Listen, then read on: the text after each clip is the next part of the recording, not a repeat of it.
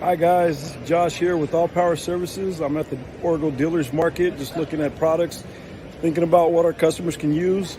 Just wanted to kind of show you some of the lines and see what you guys think and get some feedback from you guys. So I'll show you some of the outdoor power stuff that we're looking at right now, some of the electrics and maybe some parts and some accessories, and you guys tell me what you think.